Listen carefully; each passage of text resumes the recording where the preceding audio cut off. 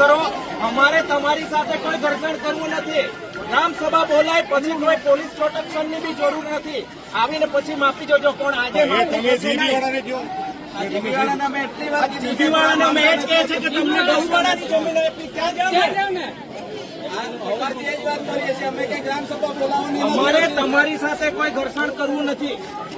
અમે કલેક્ટરશ્રીને પણ એક જ રજૂઆત કરી છે કે પહેલા ગ્રામ સભા બોલાવો, કારણ કે આ જગ્યા શેના ઉપયોગ માટે લેવાના છે તમને ખબર છે? શેના ઉપયોગ માટે લેવાના છે બસ અમને નથી ખબર। તો ગ્રામ સભા બોલાવીને અમને કહો કે તમે શેના ઉપયોગ માટે આ જમીન લેવાના છો એ જીબીવાળા જાણે।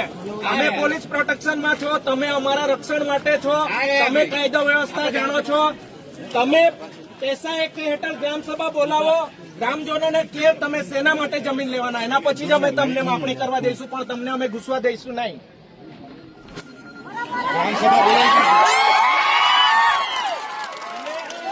અને કલેક્ટરશ્રીએ કીધું છે કે તમે લેખિતમાં ગ્રામ સભા તાત્કાલિક બોલાવી લો। અમે એના માટે આજે અરજી આપવાના હતા અને સવારથી તમે અહીંયા આવી ગયા છો।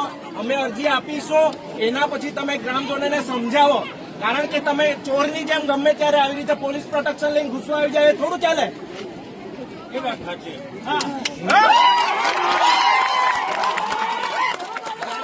જયારે અમે જંગલની જમીન માંગીએ છીએ ત્યારે સરકાર નથી આપતો। જીબી વાળાને તમને પેલી વેદાંતા વાળી જમીન આપી, ત્યાં જાવ ને અહીંયા હું કરવા આવો છો?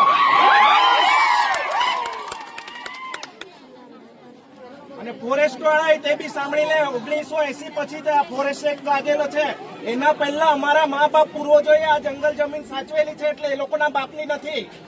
એટલે કે જીબી વાળાને આપી દે, ફલાણાને આપી દે, ઢીકણાને આપી દે, અમે અમારી જમીન નથી આપવાના ભાઈ।